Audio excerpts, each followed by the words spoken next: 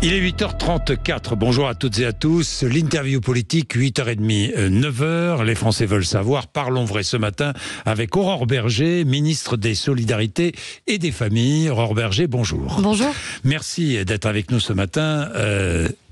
Emmanuel Macron a réuni tous les ténors de la majorité hier. L'Assemblée nationale sera-t-elle dissoute ? Je crois qu'il n'y a aucune raison aujourd'hui de dissoudre l'Assemblée nationale. On a certes une majorité relative, mais il n'y a pas de majorité alternative qui existe. La seule majorité alternative, c'est une arithmétique, une addition, qui fait qu'il faut que toutes les oppositions s'allient. Mais est-ce que ça veut dire qu'elles ont toutes le même projet à porter ? Je ne crois pas. Je ne crois pas que les électeurs, tant ici de Jean-Luc Mélenchon que de Marine Le Pen, que des Républicains, du Parti Socialiste, pensent ou veulent la même chose. Donc il n'y a pas de majorité alternative. C'est aussi la démonstration de ces dernières heures. Donc vous confirmez pas de dissolution ? Il n'y a aucune raison qu'il y ait une dissolution. Il y a une majorité qui existe et la seule majorité cohérente qui existe, c'est la majorité présidentielle. Bien, Aurore Bergé, pas de dissolution. Donc, le texte sur le projet de loi immigration va venir en commission mixte paritaire, Sénat, Assemblée. J'explique pour nos auditeurs, commission mixte paritaire qui va proposer 7 députés, 7 sénateurs, qui va proposer travailler sur un nouveau texte, sans doute lundi, et le vote sans doute mardi. Bien, le texte risque d'être durci. C'est un débat qui va exister. Les commissions mixtes paritaires, pour que chacun comprenne, c'est la pratique habituelle. C'est-à-dire qu'après un examen à l'Assemblée et au Sénat, on tente toujours de trouver un compromis entre l'Assemblée et le Sénat. Et donc sont représentés des députés et des sénateurs qui sont à proportion, en fait, qui représentent les différents groupes politiques de l'Assemblée et du Sénat. La question c'est, est-ce que oui ou non il y aura un compromis ? Et si oui, quel compromis, puisque tout le monde a dit aussi à la fois qu'on a des pas qu'on était prêt à faire, mais qu'il y a aussi des choses qui, pour la majorité, ne pouvaient pas rester dans ce texte. Donc c'est ça qu'on doit faire. Un compromis, ça veut dire que chacun est prêt à faire un pas vers l'autre, sinon il n'y a pas de compromis, abandon du texte. Pas de 49-3. De toute façon, ça n'est pas possible. C'est-à-dire que si la commission mixte paritaire échoue, c'est-à-dire que les députés et sénateurs n'arrivent pas à se mettre d'accord sur un texte, le parcours du projet de loi s'arrête à ce moment-là. Ça ne veut pas dire qu'il n'y aura pas un autre texte qui pourra un jour exister sur les questions d'immigration. Mais ça veut dire que si c'est un échec la semaine prochaine, alors oui, le texte s'arrêtera là. Alors, régularisation de travailleurs sans papier, ligne rouge pour RN et LR, confondus. C'est pas si clair que ça, en vérité. Parce qu'au Sénat, au Sénat, c'est vrai. Les Républicains, la droite au Sénat, n'a pas tiré un trait sur le sujet de la capacité à régulariser. Et encore une fois, moi j'appelle à un minimum d'efficacité, de bon sens, d'honnêteté intellectuelle sur ce sujet. Il n'y a pas un territoire, il n'y a pas un département où on ne nous alerte pas sur des métiers en tension. Je suis ministre des Solidarités et des Familles. Tous les métiers, qui sont les métiers du médico-social, les métiers de l'humain, de l'accompagnement, du soin, les aides à domicile par exemple, on ne sait pas faire aujourd'hui si on n'a pas une part de ces métiers qui est réalisée au quotidien par des personnes qui sont issues de l'immigration ou qui sont des immigrés eux-mêmes. Donc à un moment, qu'est-ce qu'on veut ? Est-ce qu'on est prêt à assumer une ligne très claire qui est de dire que la régularisation par le travail, l'intégration par le travail, ça a du sens, mais que dans le même temps, il faut une fermeté absolue et renforcée vis-à-vis de ceux qui ne respectent pas nos règles. C'est ça la base même de ce projet de loi. Est-ce que vous êtes favorable à des quotas pour la régularisation des travailleurs dans les métiers en tension, comme le propose Édouard Philippe ? Ça peut être une piste. Moi, je suis pas fermée dessus parce que je pense qu'il ne faut pas avoir de tabou en la matière. Vous êtes proche d'Édouard Philippe ? Je suis proche des membres de la majorité. Édouard Philippe est une des composantes essentielles de la majorité, avec Horizon évidemment. Moi, ce que je dis juste, c'est que, en tout cas, ce qui est certain, c'est que de dire qu'on ne peut pas et qu'on ne doit pas régulariser, c'est une erreur. Parce que les mêmes qui disent ça, parfois sur des plateaux de télévision, sont les premiers à nous dire que dans leur département, les chefs d'entreprise en ont besoin. Parce que ce sont les chefs d'entreprise eux-mêmes qui nous disent qu'ils ne pourraient pas tourner s'il n'y avait pas aussi des personnes immigrées qui bossaient à leur côté. Donc il faut juste un peu d'honnêteté intellectuelle sur le sujet, et c'est pas une vague qui va nous submerger parce qu'on va régulariser au cas par cas en fonction des métiers en tension. Est-ce qu'à vos yeux, la droite d'Éric Ciotti a rejoint l'extrême droite de Marine Le Pen ? Non, je dirais pas ça parce que c'est pas le cas, c'est pas vrai. Donc je pense qu'il faut pas non plus d'excès inverse.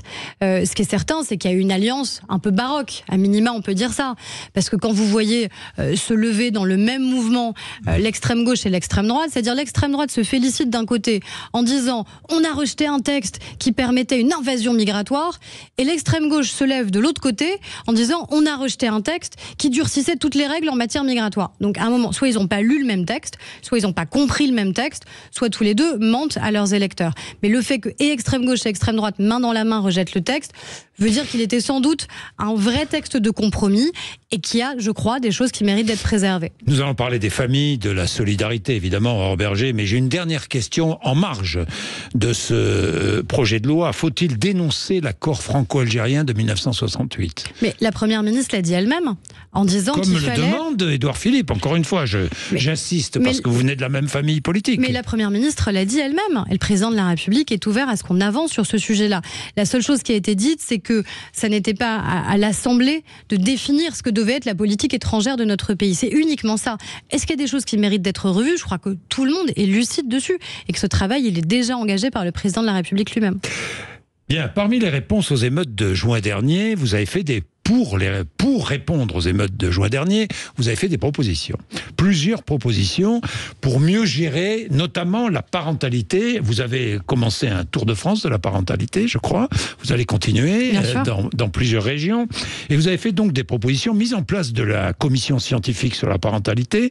Bon, ça n'a pas très bien commencé. Lundi, avec 3 démissions, notamment les démissions des sociologues Irène Théry et Claude Martin, et de la chercheuse du CNRS, Agnès Martial. Remplacée ? Alors, moi, ce que j'ai toujours dit, c'est déjà le premier point, c'est qu'on ne parle des parents qu'en période de crise. Et que c'est un problème. On a besoin des parents dans une société pour faire société. Moi, ce que je veux, c'est déjà qu'on remette les parents au cœur du jeu, ce qui n'est pas le cas aujourd'hui, au cœur de nos politiques, ce qui n'est pas suffisamment le cas aujourd'hui, et qu'on doit définir, ça veut dire quoi la parentalité ?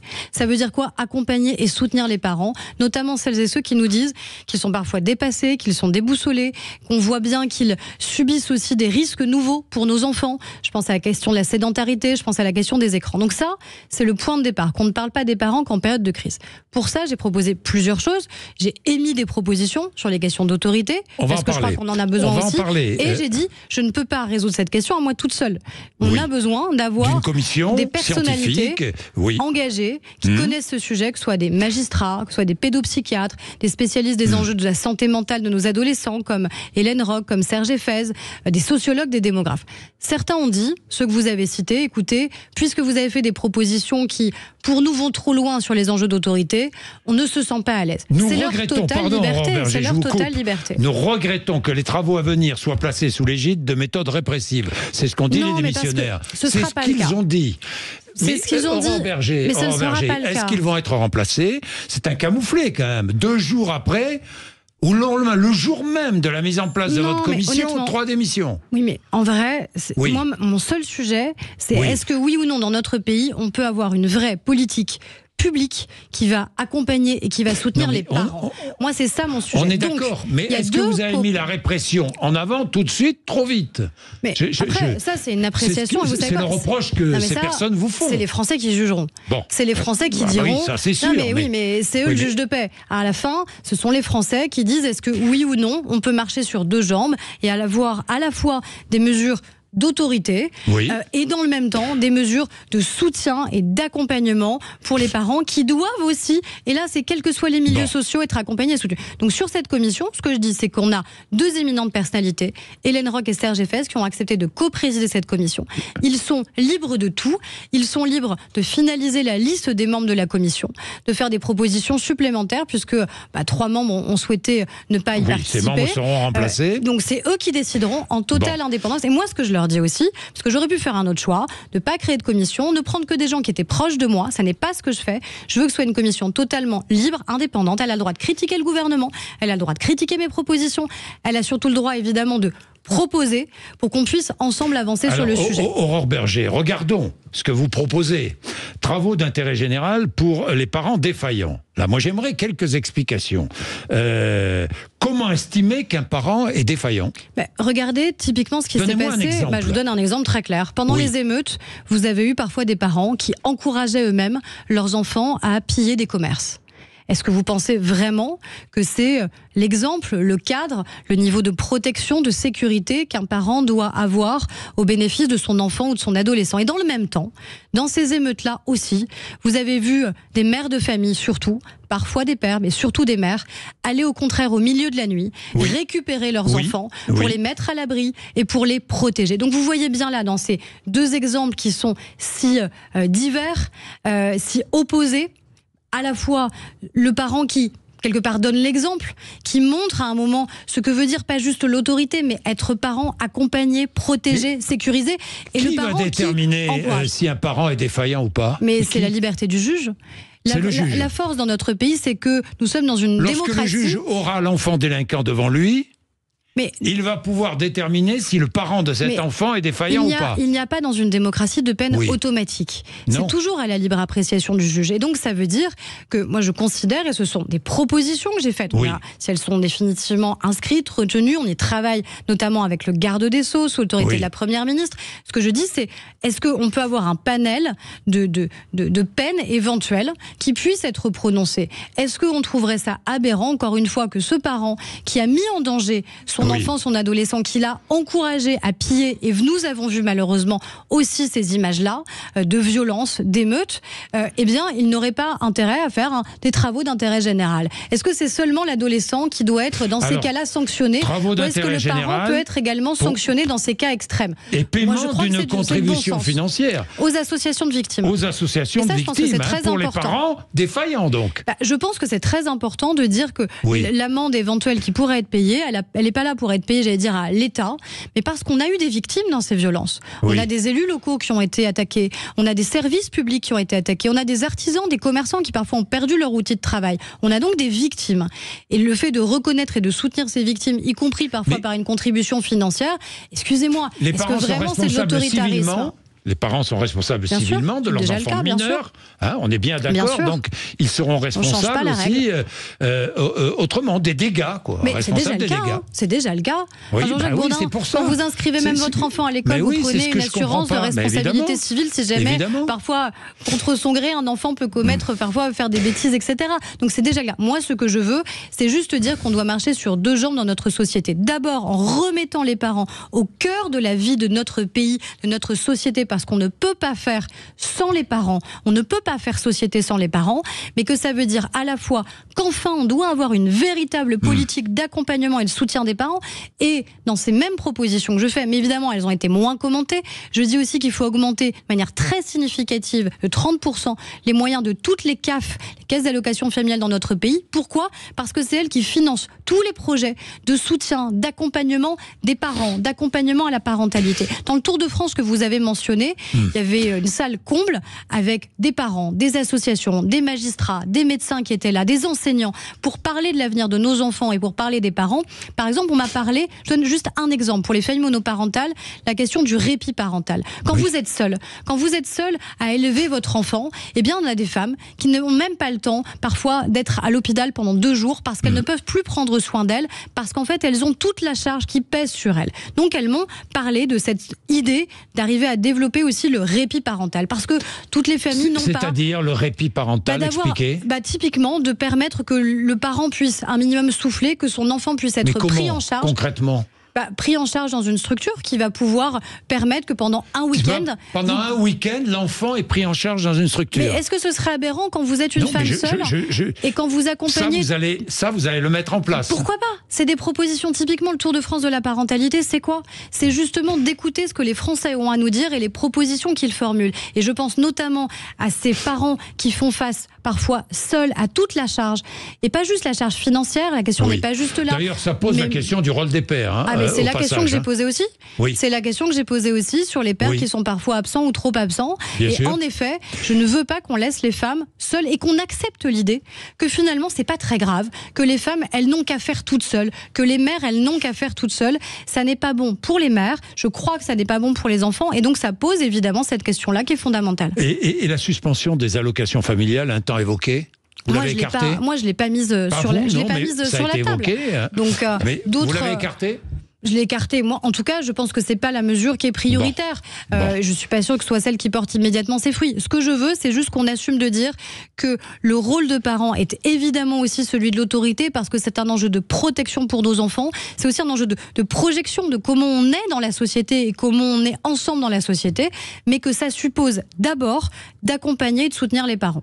Bien, des femmes enceintes, des mères avec des nouveau-nés qui vivent dans la rue en France, ça existe. C'est insupportable, inadmissible.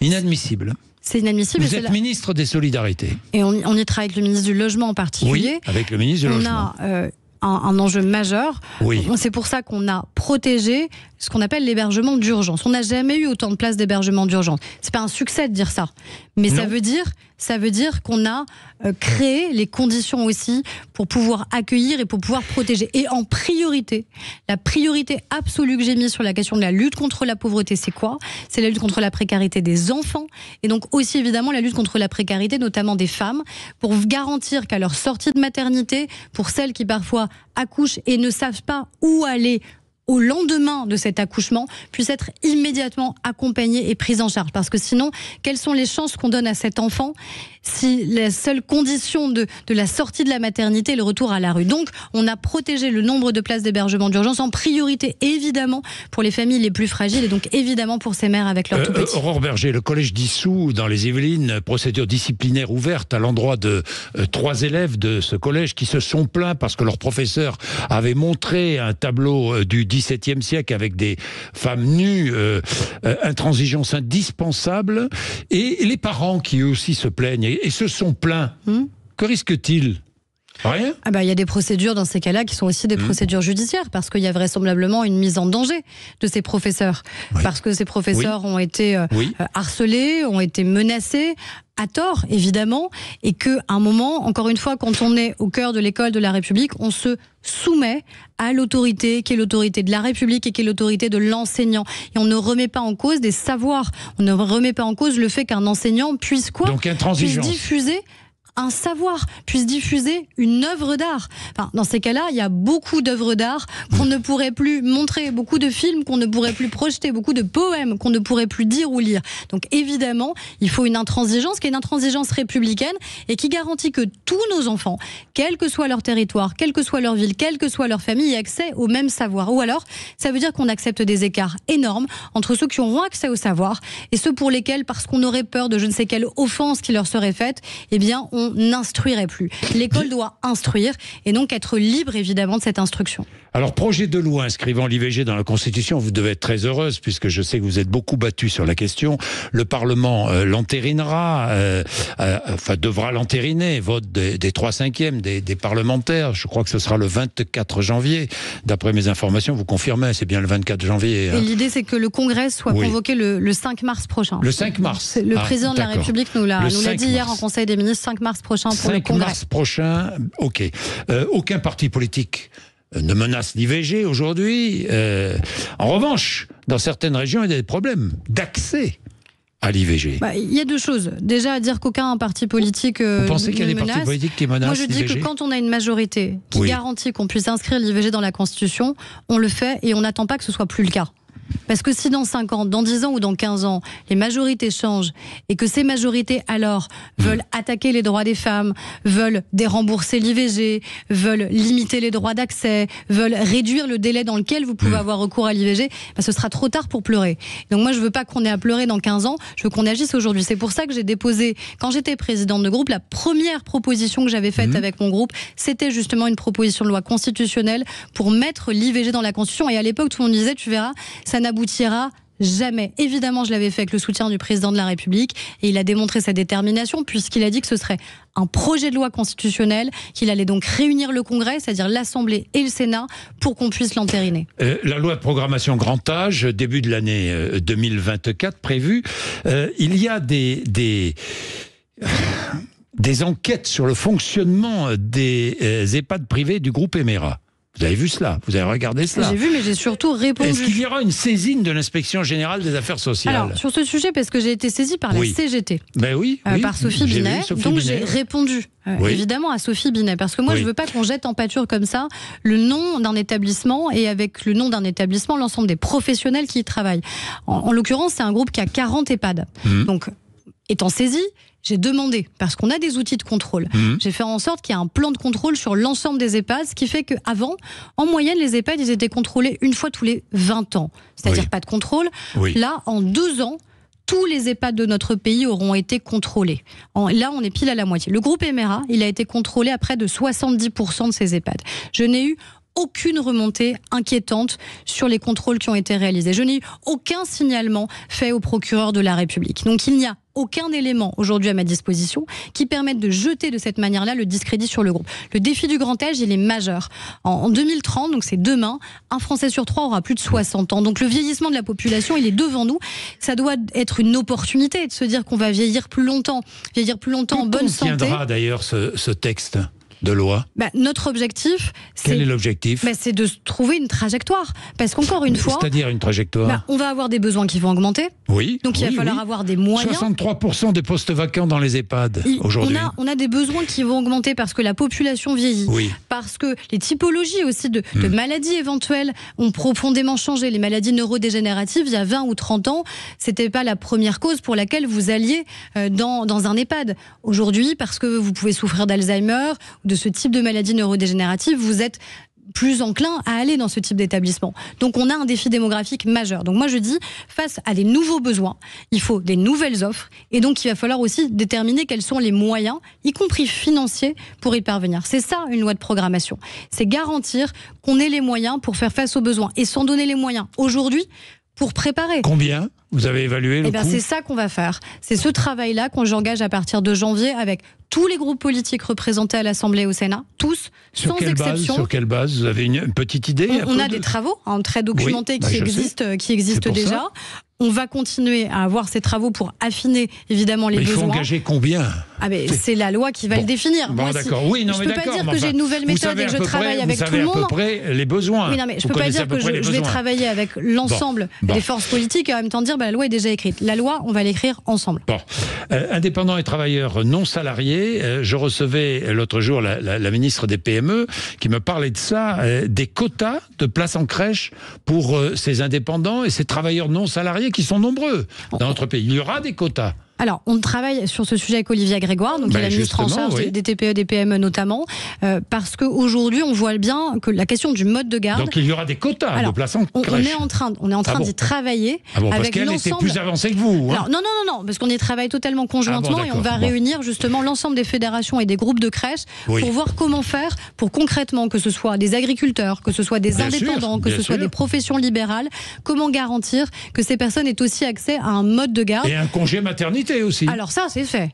C'est fait et on l'a renforcé parce que typiquement sur les professions libérales, ça n'était pas le cas avant, on l'a garanti. Je pense aussi à nos agricultrices. Pourquoi elles ne le prenaient pas? Parce qu'elles n'avaient pas la capacité à être remplacées. On l'a fait. Sur le congé paternité récemment, on l'a même renforcé là encore pour les agriculteurs, parce que le congé paternité aujourd'hui, en moyenne, il est pris à 70% par les hommes, par les pères. Le problème, c'est qu'il y a d'énormes écarts. En gros, plus vous êtes cadre, plus vous avez facilement accès au congé paternité. Par contre, quand vous êtes plutôt employé ouvrier, vous n'y avez pas accès. Donc, il faut que tous les pères qui le souhaitent puissent avoir accès à un congé paternité et donc passer ces premiers jours, ces premières semaines avec leurs enfants. Et on va aller plus loin avec le congé familial dont j'ai parlé. L'idée étant que dès 2025, il y a un nouveau congé, un nouveau droit pour les parents après les congés paternité et maternité. Dernière question. Mathias Vichra, qui est directeur de Sciences Po, entendu comme sa compagne pour violence conjugale, doit-il, selon vous, démissionner? Je pense que... Il a été mis en retrait. Il s'est mis en retrait, mais ça a été voté, accepté. Sa mise en retrait. Je pense que les conditions de son maintien sont compliquées, pour le dire pudiquement. Pour vous, il ne peut plus diriger Sciences Po? à minima, je pense que pendant la durée pendant laquelle il est mis en cause, puisque aujourd'hui, moi, je ne suis pas dans l'intimité de ce couple, donc je ne sais pas ce qui s'est passé. Porté plainte. Les deux ont été entendus, et je pense que pendant la durée des investigations, d'une enquête, avant qu'on ne puisse savoir judiciairement quelle est la vérité des faits, et ça c'est la justice qui doit le dire, je pense que c'est très compliqué pour lui de se maintenir à son poste, d'autant plus que je comprends que ce soit les étudiants, que ce soit les enseignants eux-mêmes, vraisemblablement ne le souhaitent pas. Donc quand vous n'avez pas la confiance de celles et ceux pour lesquels vous voulez travailler, je crois que c'est compliqué. C'est compliqué. Il ne peut pas être... Donc il devra démissionner. Je pense, à minima, qu'il y a un retrait pendant toute la période pendant laquelle... Il devra démissionner. C'est des choses qui peuvent se déterminer. Est-ce que c'est une démission? Est-ce que c'est une mise en retrait? En tout cas, tant qu'on ne sait pas quelle est la vérité judiciaire, et pour lui, et pour cette institution qui est éminente, je crois que c'est mieux qu'il soit en retrait. Merci Aurore Berger d'être venue nous voir ce matin.